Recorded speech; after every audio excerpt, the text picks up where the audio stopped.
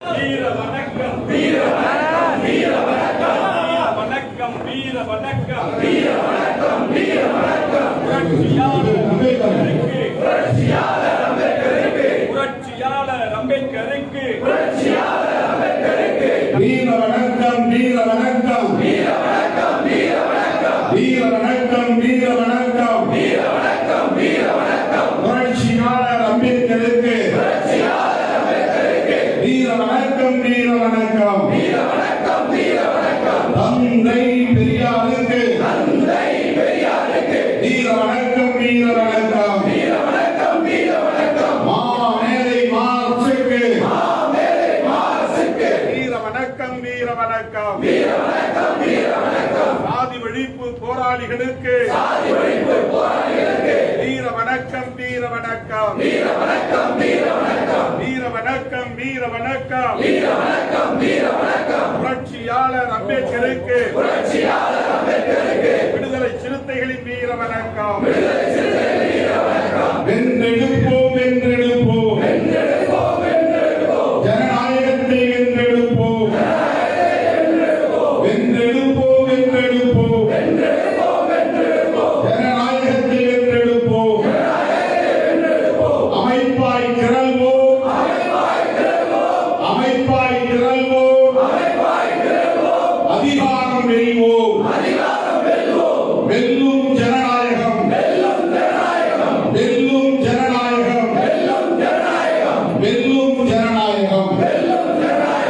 இப்போது சமத்துவ சுடரை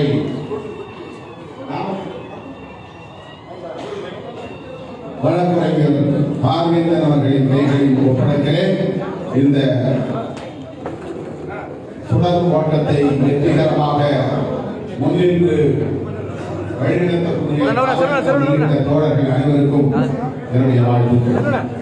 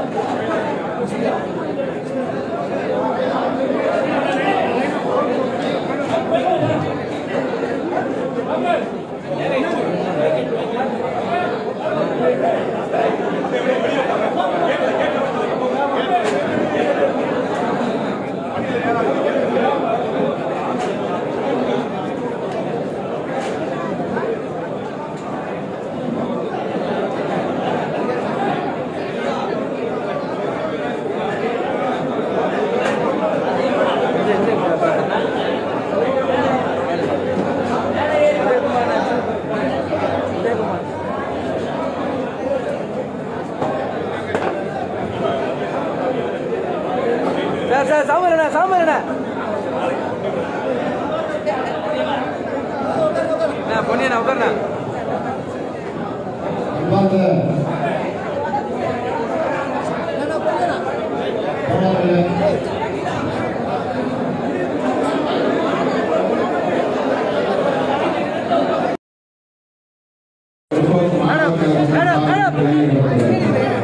மேடம் ப்ளீஸ் மரியாதை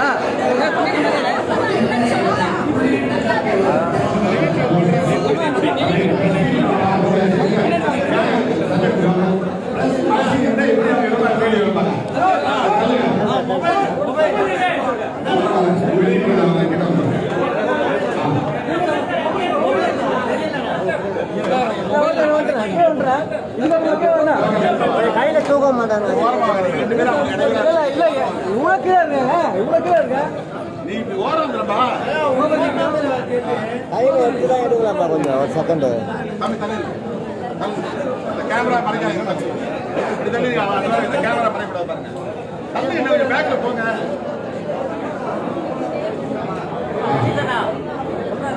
தலைக்கே எடுப்பாங்க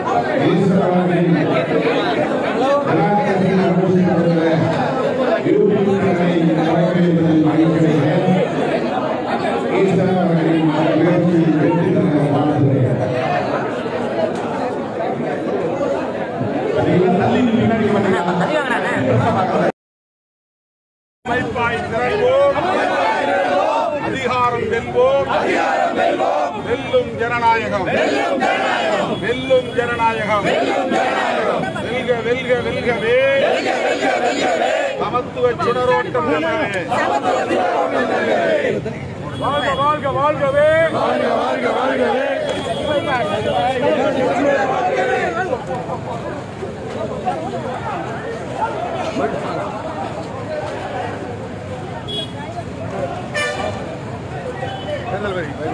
போயிட்டு வரேன். சமத்துவ சுடர் ஏந்தி அம்பேத்கர் பிறரிலிருந்து மாநாட்டுகளுக்கு போய் சேரவிருக்கிற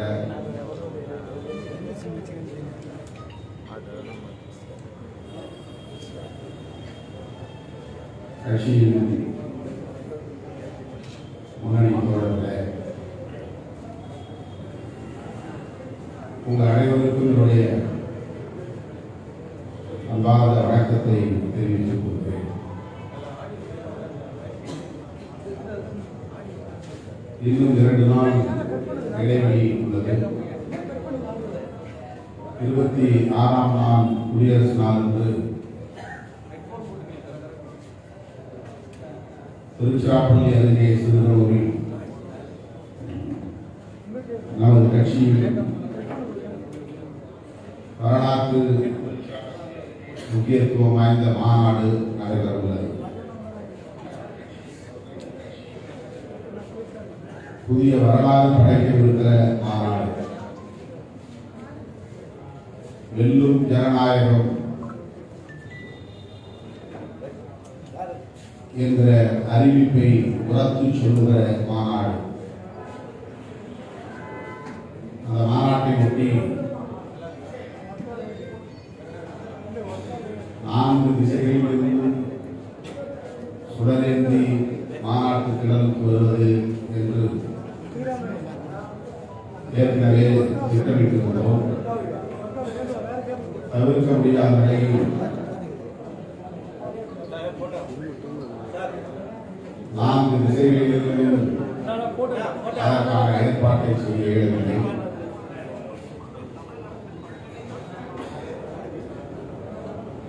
வடக்கிலிருந்து அம்பேத்கர் திறனிலிருந்து விடுதலை சிறுத்தைகள் கட்சியின் தலைமையகத்திலிருந்து இன்றைக்கு சமத்துவ சுடர் ஓட்டம் தொடங்குகிறது. நாளை மதுரை மேலவளவு மண்ணிலிருந்து விடுதலை களத்திலிருந்து சுதந்திர சுடர் ஓட்டம் தொடங்குகிறது. நாளை மறுநாள் தஞ்சை கீழ்வெண்மணி போராளிகளின் நினைவிடத்திலிருந்து சகோதரத்துவ சுடர் ஓட்டம் தொடங்குகிறது. இந்த மாநாடு புரட்சியாளர் அம்பேத்கர் அவர்கள் வகுத்தளித்திருக்கிற அரசமைப்பு சட்டத்தில் கோட்பாடுகளை பாதுகாப்பதற்கான மாநாடு. நீதி, சுதந்திரம், சமத்துவம், சகோதரத்துவம் என்ற ஜனநாயக மாண்புகளை, ஜனநாயக விழுமியங்களை பாதுகாக்க வேண்டிய நெருக்கடி நாட்டுக்கு ஏற்பட்டுள்ளது. கடந்த 10 ஆண்டு காலத்தில் மோடி ஆட்சியில்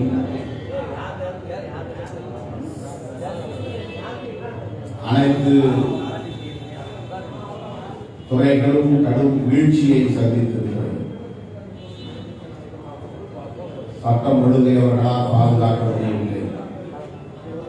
நாடுகளும் மதத்தின் பெயராலும் சாதியின் பெயராலும் வன்முறை வெளியாட்டங்கள் தலைவரி தாண்டி இருக்கிறது. விவரிக்க முடியாத அளவுக்கு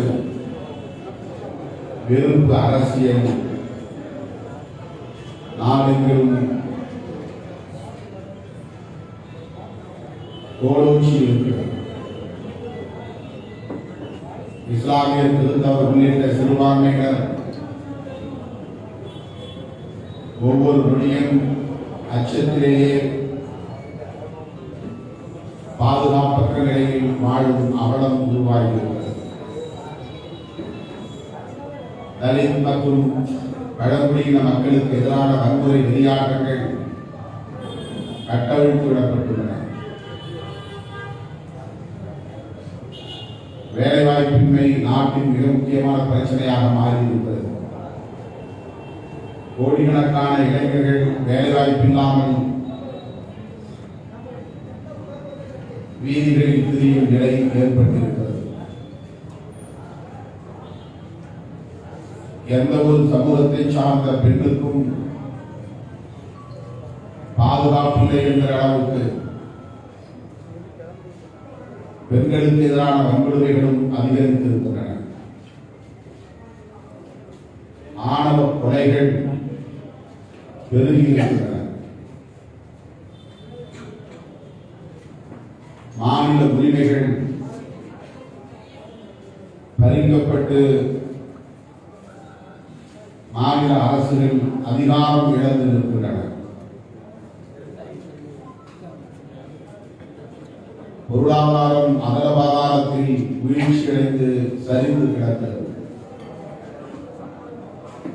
பணத்தின் மதிப்பு உலக அரங்கில் மிக மோசமாக சரிந்துள்ளது. இவ்வளவு மோசமான ஒரு ஆட்சியை 10 ஆண்டு காலம் நடத்தியிருக்கிற பாஜக, மோடி, அமித்ஷா தலைமையிலான சங் பரிவார் கும்பல் இவை அனைத்தையும் திசை திருப்பும் வகையிலே மக்களை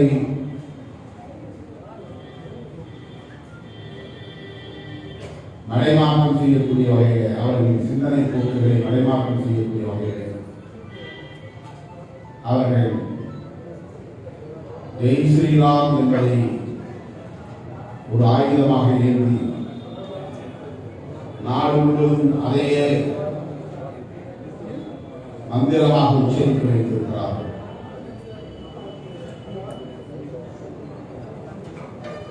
அயோத்தியில் ராம விழா நடத்தி 10 ஆண்டு கால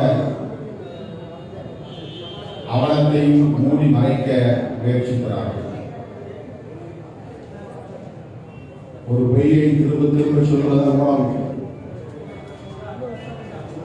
உண்மையாக்கிட முடியும் என்று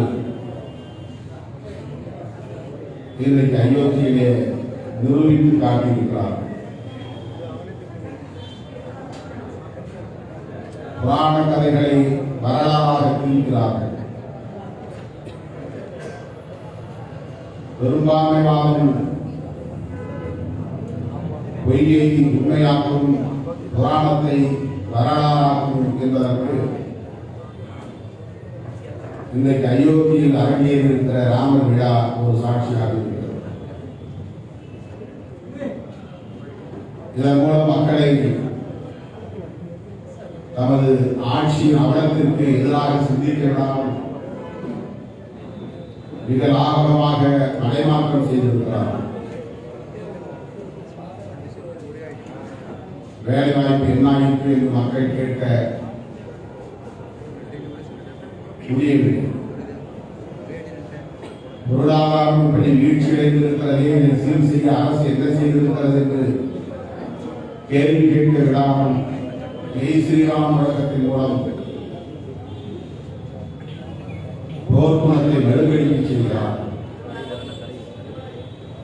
நாடு முழுவதும் இன்றைக்கு ராம் ராம் என்று உச்சரிப்பதையே அரசியலாக மாற்றியிருக்கிறது சங்கரிவார். எனக்கு வேலைவாய்ப்பு வேண்டும் என்று கேட்பதற்கு பதிலாக எனக்கு உணவுக்கு உத்தரவாதம் வேண்டும் என்று கேட்பதற்கு பதிலாக எனக்கு வீட்டு மனை வேண்டும் என்று கேட்பதற்கு பதிலாக என்னுடைய விவசாயம் பாதுகாக்கப்பட வேண்டும் என்று கேட்பதற்கு பதிலாக என்னுடைய கல்வியை மேம்படுத்த வேண்டும் என்று கேட்பதற்கு பதிலாக எனக்கு போஸ்ட் மெட்ரிக் ஸ்காலர்ஷிப் வேண்டும் என்று கேட்பதற்கு பதிலாக எனக்கு ஓவர்சீஸ் ஸ்காலர்ஷிப் வேண்டும் என்று கேட்பதற்கு பதிலாக சாதி கொடுமைகளில் இருந்து எனக்கு பாதுகாப்பு வேண்டும் என்று கேட்பதற்கு பதிலாக ஆணாதிக்க வன்கொடுமைகளில் இருந்து எங்களுக்கு பாதுகாப்பு வேண்டும் என்று பெண்கள் உரிமை குரல் எழுப்புவதற்கு பதிலாக அனைவருக்கும் வீடு வேண்டும் என்று கேட்பதற்கு பதிலாக எல்லோர் வாயிலும் ஜெய் ஸ்ரீராம் என்று சொல்ல வைத்திருக்கிறார்கள். இதுதான் சங்பரிவார்களின் அரசியல் சூழ்ச்சி. அப்பாவி இந்துக்களை ஏறிக்கிற சூழ்ச்சி. ராமன் என்கிற சத்திரிய அடையாளத்தை உயர்த்தி பிடித்து மோடி என்கிற வைசியரை கொண்டு உழைக்கும் அப்பாவி இந்துக்களான சூத்திரர்களை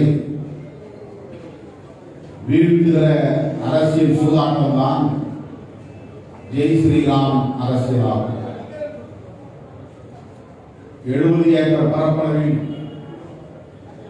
2.25 ஏக்கர் கோவில் கட்டப்பட்டிருக்கிறது. 70 ஏக்கர் பரப்பளவு கொண்ட இடத்தில் 2.7 ஏக்கரில் குழந்தை ராமருக்கு கோவில் கட்டப்பட்டிருக்கிறது. ஆயிரக்கணக்கான கோடிகளை கொட்டி நிறைத்திருக்கிறார். லட்சக்கணக்கான மக்களுக்கு வீடு கட்டித்தர, கோடிக்கணக்கான மக்களுக்கு வீடு கட்டித்தர வேண்டிய தேவை இருக்கிறது. மோடி செல்லுகிற இடமெல்லாம் குடிசைகள் மறைக்கப்படுகின்றன. அயல்நாட்டவர்கள் தான் குடிசைகளவர்களின் கண்களில் படக்கூடாது என்று திரை கட்டி மறைக்கிறார்கள். இன்னும் ஏழைகள் ஏழைகளாகவே இருக்கிறார்கள்.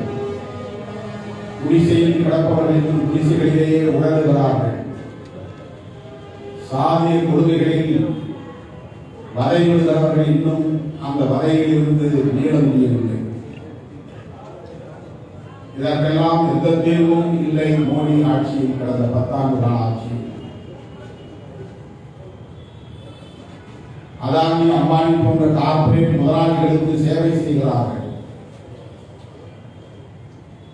அப்பாவி சூத்திர இந்துக்களை அடிமைப்படுத்துவதற்காக இந்த மாய்மால அரசியலை உயர்த்தி பிடிக்கிறார்கள்.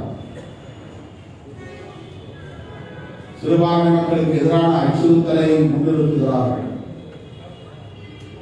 இவர்கள் தொடர்ந்து ஆட்சியில் நீடித்தால் புரட்சியாளர் அம்பேத்கர் அவர்கள் வகுத்தளித்திருக்கிற அரசமைப்பு சட்டத்தின் முகப்புறையில் சொல்லப்பட்டிருக்கிற நீதி, சுதந்திரம், சமத்துவம், சகோதரத்துவம் என்ற ஜனநாயக மாண்புகள் முற்றாக சிதைக்கப்பட்டுள்ளது. புளூரலிசம் என்ற பண்பைத்துவம், செக்யூலரிசம் என்ற மதசார்பின்மை, பெடரலிசம் என்ற கூட்டாட்சி தத்துவம் முழுமையாக சிதைக்கப்பட்டுள்ளது. மீண்டும் அவர்கள் விரும்புகிற வர்ணாசிரம தர்மத்தை இங்கே காலூன்று வைத்து விடுவார்கள். சன்பரிவார்கள் கொண்டாடி கூத்தாடுகிறார்கள். புதிய பாரதத்திற்கான அடித்தளம் அமைந்துள்ளது. என்ன புதிய பாரதம்? இன்னும் 1000 ஆண்டு காலத்திற்கான சாம்ராஜ்யம் நிறுவப் போகிறோம் என்கிறார்கள். என்ன சாம்ராஜ்யம்? அவர்களின் உண்மையான கனவு திட்டம் வர்ணாசிரம தர்மத்தை மீண்டும் நிலைநாட்டுவதுதான்.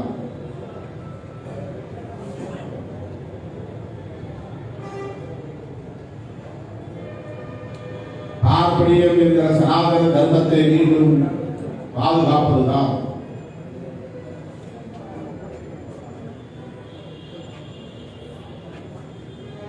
பிராமண வர்ணத்தை தொடர்ந்து ஆட்சியாளர் பீடத்தில் அமர வைப்பதுதான், அவர்களின் ஆட்சியை நீட்டிக்க வைப்பதுதான், நிலைவர வைப்பதுதான், தக்க வைப்பதுதான் மோடி, அமித்ஷா போன்ற பார்ப்பனர் அல்லாத சங்கிகளின் கடமையாக இருக்கிறது. இவ்வாறான ஒரு சூழலில்தான் இந்தியா கூட்டணி உருவாகி இருக்கிறது. இந்தியா கூட்டணியின் விடுதலை சிறுத்தைகள் ஒரு அங்கமாக திகழ்கிறது. இப்படிப்பட்ட ஒரு நெருக்கடியில் தான் ஜனநாயகம் பாதுகாக்கப்பட வேண்டும், இந்த யுத்தத்தில் ஜனநாயகம் வெல்லும் என்று பிரகடனப்படுத்துகிற ஒரு மாநாட்டை, அகில இந்திய அரசியல் அரங்கில் ஒரு அதிர்வை ஏற்படுத்துகிற மாநாட்டை, சனாதன கும்பலின் அடிவயிறில் கலக்கத்தை ஏற்படுத்துகிற ஒரு மாநாட்டை விடுதலை சிறுத்தைகள் கட்சி ஒருங்கிணைத்திருக்கிறது. இந்த மாநாட்டில் அகில இந்திய காங்கிரஸ் கட்சியின் தலைவர், இந்தியா கூட்டணியின் தலைவர் மல்லிகார்ஜுன் கார்கே அவர்கள் பங்கேற்கிறார். தமிழ்நாடு முதல்வர் மாண்புமிகு ஸ்டாலின் அவர்கள் பங்கேற்று சிறப்பு பேருரை ஆற்றுகிறார். தேசிய அளவில் இடதுசாரி கட்சிகளின் தலைவர்கள் தோழர் சீதாராம் யெச்சூரி அவர்களும், தோழர் டி ராஜா அவர்களும், தோழர் திவங்கர் பட்டாச்சாரியா அவர்களும் பங்கேற்று சிறப்புரை ஆற்றுகிறார்கள். இந்தியா கூட்டணி தலைவர்கள் பங்கேற்கிற முதல் மாநாடு சிறுத்தைகளின் வெல்லும் ஜனநாயக மாநாடு. இந்தியா கூட்டணியின் வெற்றிக்கான கால்கோல் விழாவாக இந்த விழா நடைபெறுகிறது. விடுதலை சிறுத்தைகள் 10 ஆண்டு காலம் தேர்தலை புறக்கணித்து தொடக்க காலத்தில் களப்பணியாற்றி இருக்கிறது. 1999ஆம் ஆண்டு முதல்வரின் தேர்தல் அரசில் அடியெடுத்து வைத்தோம். வருகிற 2024 நாடாளுமன்ற தேர்தலை நாம் சந்திக்க இருக்கிற இந்த சூழலில் 25 ஆண்டுகளை நாம் கடந்து வந்திருக்கிறோம். 4 ஆண்டு காலம் தேர்தல் அரசியல் களத்தில் தாக்கு பிடித்திருக்கிற விடுதலை சிறுத்தைகள் கட்சிக்கு தேர்தல் அரசியலின் வெள்ளி விழா இந்த இயக்கத்தின் தலைமை பொறுப்பை ஏற்று 34 ஆண்டுகளை நான் நிறைவு செய்திருக்கிறேன். 27வது வயதில் இந்த இயக்கத்தின் தலைமை பொறுப்பை ஏற்றேன். இன்றைக்கு 61 வயதை நிறைவடைந்த நிலையில்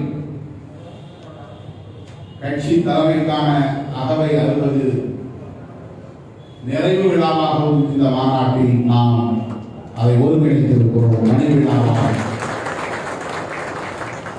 அத்துடன் இந்தியா கூட்டணி தேர்தல் வெற்றிக்கான கால்கோள் விழாவிற்கு முப்பெரும் விழாவை முன்னிறுத்தி நடைபெறுகிற மகத்தான கருத்தியல் மாநாடு தான் வெல்லும் ஜனநாயகம் மாநாடு. இந்த மாநாட்டின் முகப்பில் பழைய பாராளுமன்ற கட்டிடம்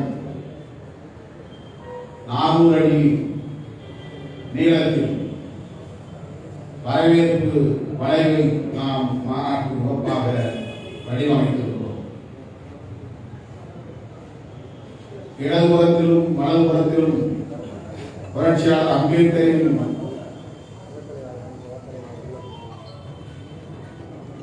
நினைவகங்கள்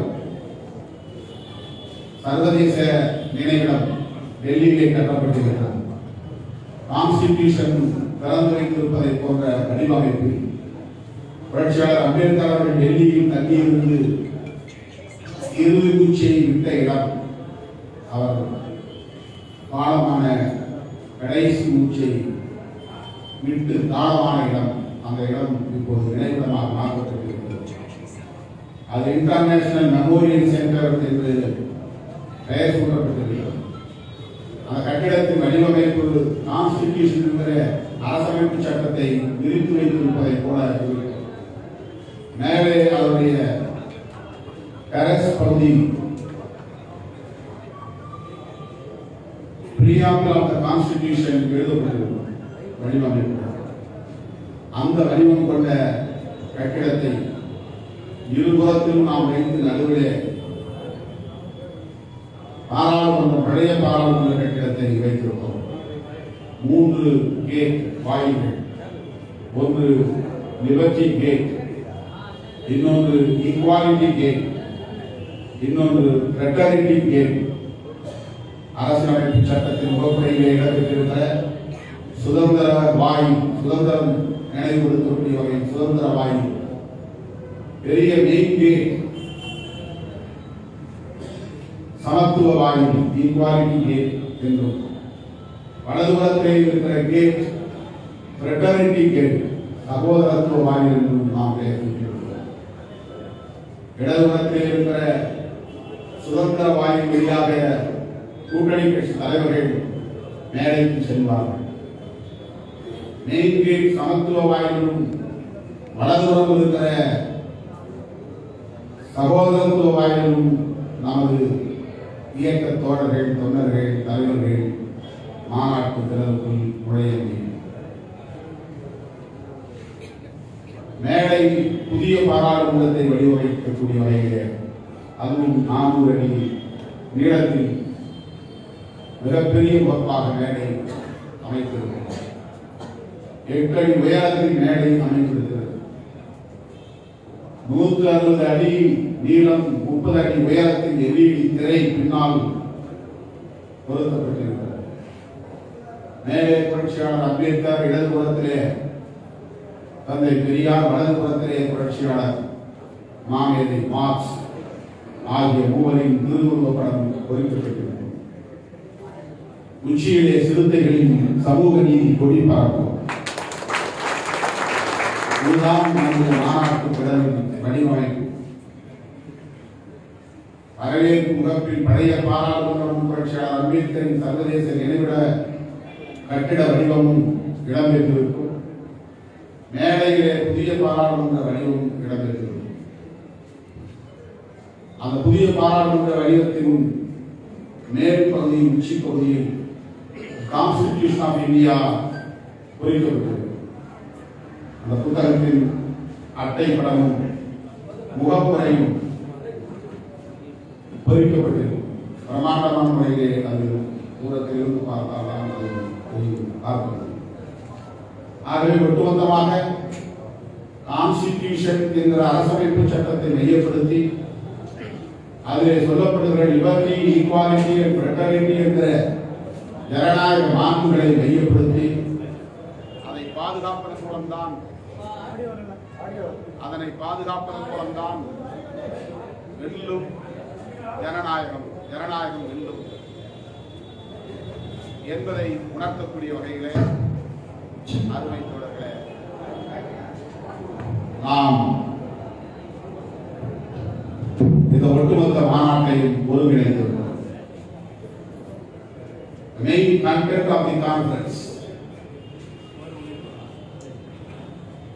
protection of constitution. அரசமைப்பு சட்டத்தை மதிக்காத கும்பலின் கைகளில் ஆட்சி அதிகாரம் இருக்கிறது.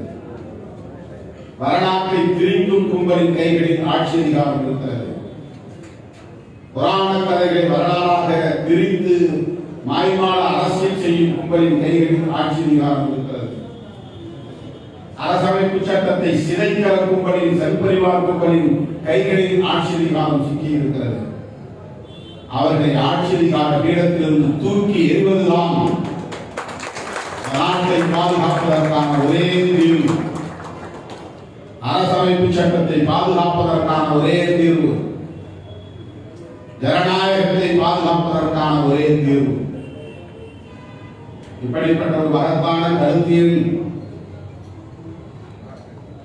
மாநாடாகத்தான் நமது மாநாடு வெல்லும் ஜனநாயக மாநாடு நடைபெற உள்ளது தோழர்களே. அதை குறிக்கும் வகையில் வழிநெடுகிலும் தோழர்களை ஊக்கப்படுத்தும் வகையில் 3 திசைகளிலிருந்து இப்போது நாம் சுடர் ஓட்டத்தை தொடங்குகிறோம். சமத்துவம் அம்பேத்கர் திடலிலிருந்துதான் புறப்படுகிறது. மேலமலம் முருகேசன் நினைவிடம் விடுதலை களத்திலிருந்து சங்கத்தமிழன் பொறுப்பேற்று சுதந்திர சுடரை ஏந்தி வருவதற்கான பணிகளை மேற்கொண்டிருக்கிறார். அம்பேத்கர் திடலிலிருந்து புறப்படுகிற சமத்துவ சுடரை ஏந்தி செல்வதற்கு 50 பேர் கொண்ட படையை, ஜனநாயக பாதுகாவலர்களை, அரசமைப்பு சட்டத்தில் பாதுகாக்கக்கூடிய போராளிகளை 50 பேரை தேர்வு செய்து இங்கிருந்து புறப்படுகிறது இந்த சமத்துவ சுடர் ஓட்டம். அதை தொடங்கி வைத்திருக்கிறேன். பெண்மணி போராளிகளின் நினைவிடத்திலிருந்து புறப்படுகிற சகோதரத்துவ சுடரை ஏந்தி வருவதற்கு, அதற்கான போராளிகளை ஏற்பாடு செய்வதற்கு, அந்த செயல் திட்டத்தை நடைமுறைப்படுத்துவதற்கு வழக்கறிஞர் ரஜினிகாந்த் பொறுப்பேற்றிருக்கிறார். இந்த 3 சுடர்களையும் மாநாட்டு திடலில் 26ஆம் தேதி 3 மணிக்கு நான் பெற்றுக்கொள்கிறேன். இந்த சுடர்களை நாம் எடுத்துச் செல்வதன் மூலம் இந்த தீயை அணைக்காமல் பாதுகாப்போம். லிபர்ட்டி, ஈக்வாலிட்டி, ஃப்ரெட்டர்னிட்டி என்ற இந்த கோட்பாடுகளை பாதுகாப்போம்.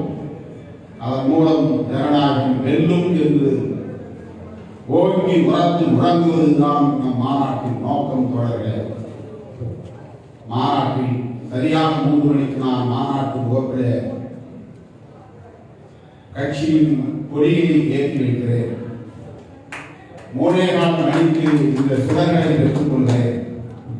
3:30 மணிக்கு கலை நிகழ்ச்சியோடு மாநாடு தொடங்குகிறது. அரை மணி நேரம் அல்லது 3/4 மணி நேரம் தான் பாடல்கள். 4 மணிக்கு கட்சியின் பொதுச் செயலாளர் சிந்தனை செல்வன் வரவேற்புரையாற்றுகிறார். 4:10க்கு பொதுச் செயலாளர் ரவிக்குமார் நோக்க உரையாற்றுகிறார்.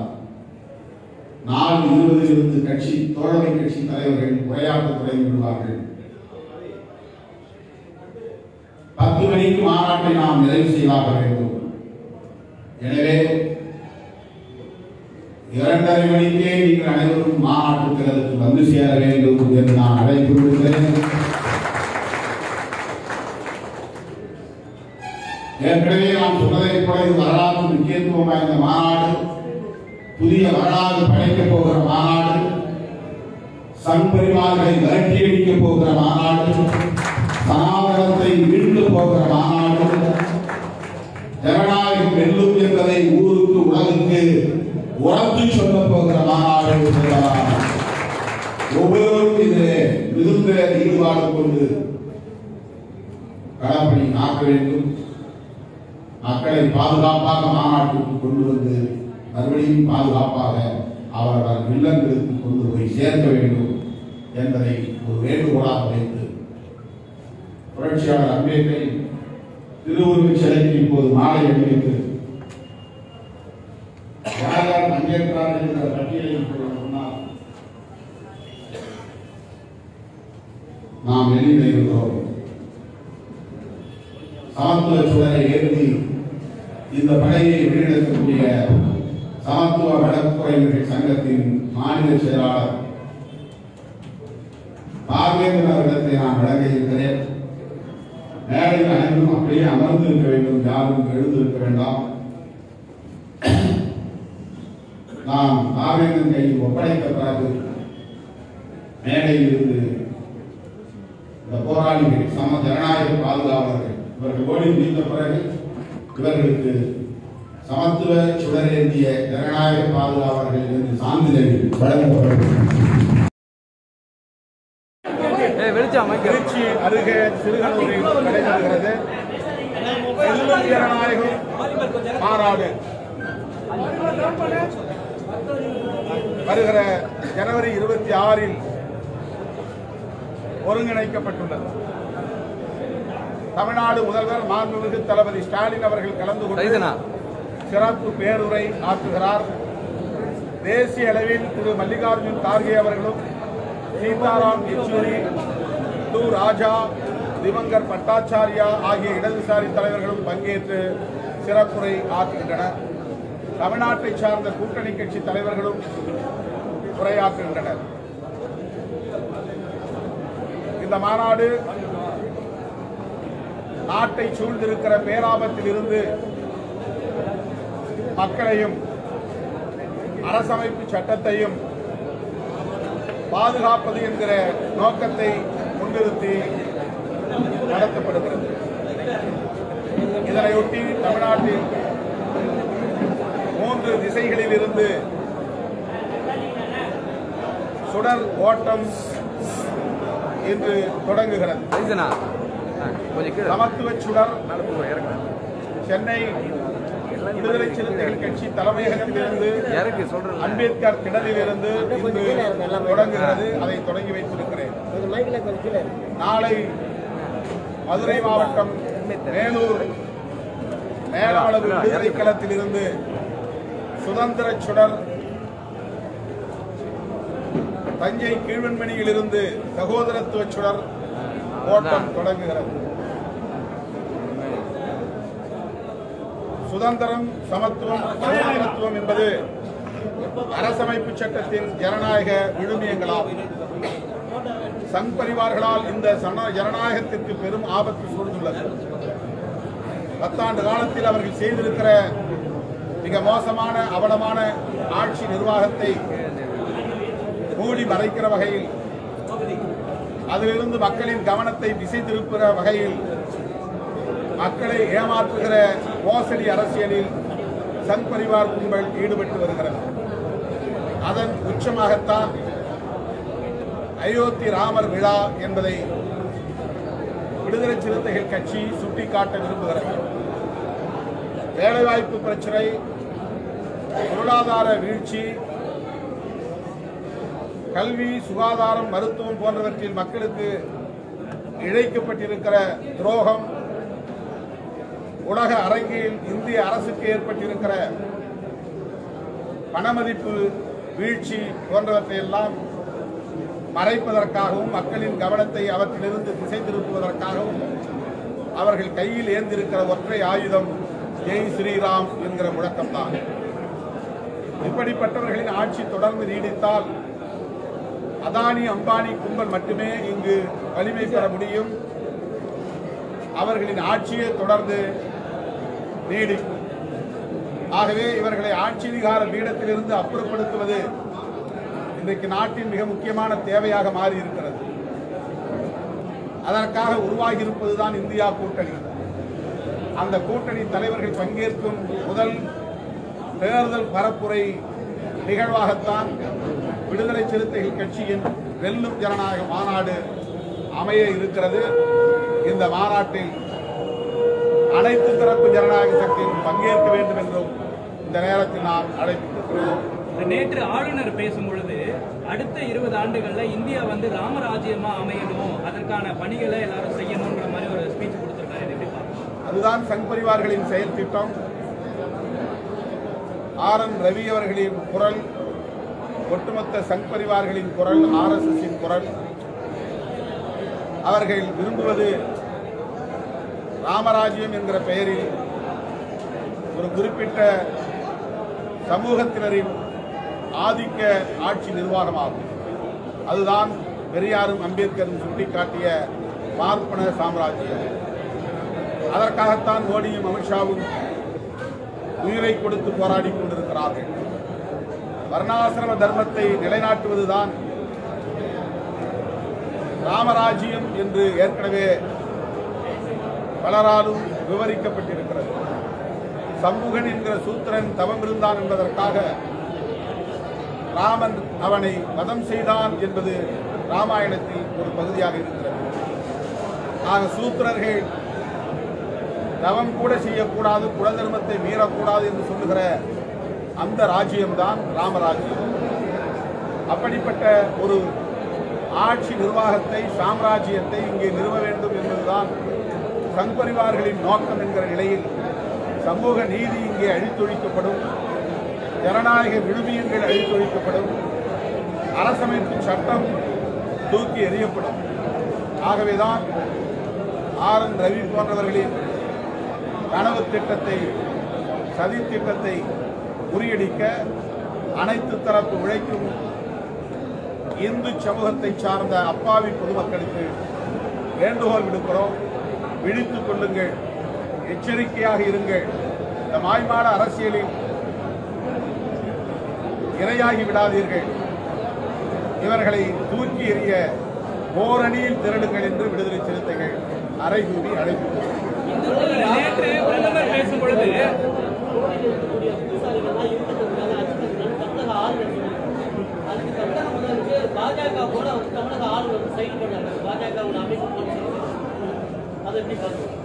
ஆளுநர் ஆர்.என். ரவி அவர்களை ஏற்கனவே RSS ரவி என்றுதான் விடுதலை சிறுத்தைகள் அடையாளப்படுத்தி அம்பலப்படுத்தி இருக்கிறோம். அதை அவர் ஒவ்வொரு நிகழ்விலும் உறுதிப்படுத்திக் கொண்டிருக்கிறார். கோதண்டராமர் கோவிலில் உள்ள பூசாரிகளுக்கு பாதுகாப்பு இல்லை, அவர்கள் ஒடுக்குமுறைக்கு ஆளாகி இருக்கிறார்கள், அவர்களின் கண்களின் அச்சம் தெரிக்கிறது என்றெல்லாம் வதந்தியை பரப்பினார். ஆனால் அந்த கோவிலில் பூஜைகளை செய்து கொண்டிருக்கிற பூசாரிகள் அதை மறுத்திருக்கிறார்கள். ஆர்.என். ரவி முகத்தில் கரியை பூசியிருக்கிறார்கள். இனியாவது அவர் உணர்ந்து கொள்ள வேண்டும், புரிந்து கொள்ள வேண்டும், திருந்த வேண்டும் என்று கேட்கிறோம். அதெல்லாம் கூட்டணியில் பேச்சுவார்த்தையின் போது உறுதி செய்யப்படும். மாநாடு முடிந்த பிறகு அது குறித்து நாங்கள் மாநாட்டுக்கு பிறகு 2-3 நாட்கள் இருக்கின்றன. மாநாடு முடிந்த பிறகு நாங்கள் முறைப்படி குழுக்களை அமைத்து திராவிட முன்னேற்ற கழகத்தின் பேச்சுவார்த்தை குழுவோடு எங்களுக்கான தேவைகள் குறித்து பேசுவோம். அந்த நேரத்தில் உங்களுக்கு தெரியும்.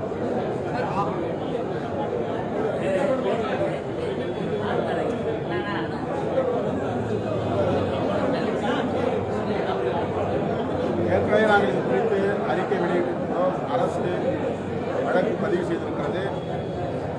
ரேகா தொடர்பான வழக்கில் சம்பந்தப்பட்டவர்கள் யாரும் தப்பித்துவிடக்கூடாது, அவர்கள் தண்டிக்கப்பட வேண்டும் என்பதை வலியுறுத்தினார். திரளாக கூடியிருக்கிற என் உயிரின் உயிரான விடுதலை சிறுத்தைகளே, உங்கள் அனைவருக்கும் என்னுடைய பணிவார்ந்த வணக்கத்தை தெரிவித்துக் கொள்கிறேன்.